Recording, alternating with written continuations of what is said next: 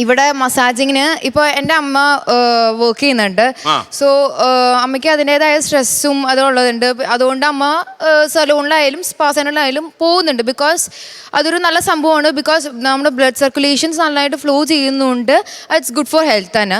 ഒരിക്കലും ഇപ്പോൾ ഒരു സ്പാ സെൻ്ററിൽ പോകണം ആരും നമ്മൾ നിർബന്ധിക്കുന്നില്ല. ഓരോരുത്തരുടെ ചോയ്സാണ്. സ്പാ സെൻ്ററിലേക്ക് പോകണം അത് ഓരോരുത്തരുടെ. ആയുർവേദത്തിലല്ല, മസാജ് ചെയ്യുന്നതിന് ഒരു കുഴപ്പമില്ല. നമ്മുടെ ഹെൽത്ത് കുട്ടി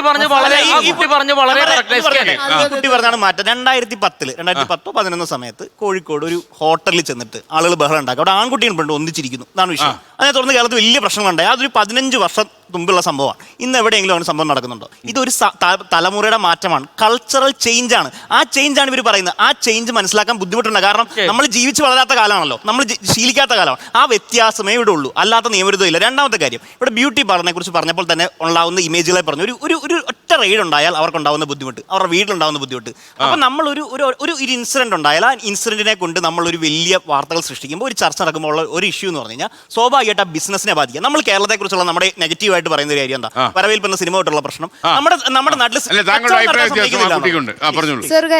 ഇപ്പോ ഹൈ ലക്സറി സ്പാ നടക്കുന്നതിൽ എന്താ പറയാ, ഫീമെയിൽ നടത്തുന്നുണ്ട്, മെയിൽ നടത്തുന്നുണ്ട്. അത് കണ്ടിട്ടുമുണ്ട് സ്പായിൽ നടക്കുന്നത്. ആൻഡ് അതിൽ ഓരോ ട്രീറ്റ്മെന്റ് എന്ന് വെച്ചാൽ ഇന്നത് അവിടെ ഈ ഒരു റൂമിൽ നമ്മളെ കൊണ്ട് ഇപ്പോൾ ഫീമെയിൽ നമുക്കുള്ള ചോയ്സ് ഉണ്ട്. ഇപ്പൊ നമ്മൾ ചോദിക്കുന്നുണ്ട്, മാം പറഞ്ഞു എന്താ പറയാ, ഫീമെയിൽ ആണോ നടത്തുന്നത് മെയിൽ ആണോ നമ്മൾ ചോദിക്കുന്നുണ്ട്. ഇറ്റ്സ് നമ്മുടെ ഒപ്പീനിയൻ ആണ്.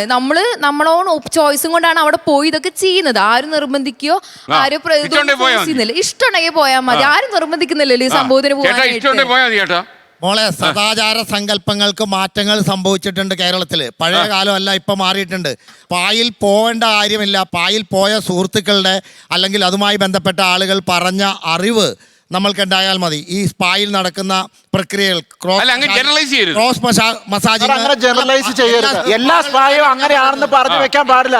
വ്യഭിചാരം നടക്കുന്ന സ്പാകളുടെ കാര്യമാണ് ഞാൻ പറയുന്നത്. അദ്ദേഹം ഉദ്ധരിച്ച വാക്ക് വ്യഭിചാരം എന്നാണ്. കുമ്പളങ്ങി നൈറ്റ്സിൽ ഷമ്മി പറയുന്ന ഒരു വ്യഭിചാരമുണ്ട്. അവിടെ ഒരു വാടക കൊടുത്തതിന് ശേഷം 2 മനുഷ്യരുമായി കൺസെൻഷ്യൽ ആണെങ്കിലും വ്യഭിചാരം തോന്നുന്ന മനുഷ്യരുണ്ട്. അതിൽ നമുക്കൊന്നും ചെയ്യാൻ പറ്റില്ല. ഓഫ് കോഴ്സ് പീഡനം ഉണ്ടെങ്കിൽ, ഉപദ്രവം ഉണ്ടെങ്കിൽ, ഒരാളുടെ മേൽ അതിക്രമം ഉണ്ടെങ്കിൽ നിയമത്തിന് പ്രശ്നമുള്ളൂ. 2 മനുഷ്യർ കൺസെൻഷ്യലായി സെക്ഷൽ റിലേഷൻഷിപ്പിൽ ഏർപ്പെട്ടാൽ ഭാഗ്യവശാൽ ഭരണഘടന നിലനിൽക്കുന്ന ഒരു രാജ്യത്തിൽ അത് കുറ്റകരമല്ല. അവിടെയാണ് ഞാൻ പറഞ്ഞത് സെക്സ് വർക്ക് കുറ്റകരമാണോ ഇല്ലയോ? 2011 ഞാൻ പറഞ്ഞുതരാം. 2011 സുപ്രീം കോടതി ജഡ്ജ്മെന്റ് സെക്സ് വർക്ക് എന്നത് റൈറ്റ് ടു വർക്കിന്റെ ഭാഗമാണെന്നാണ്.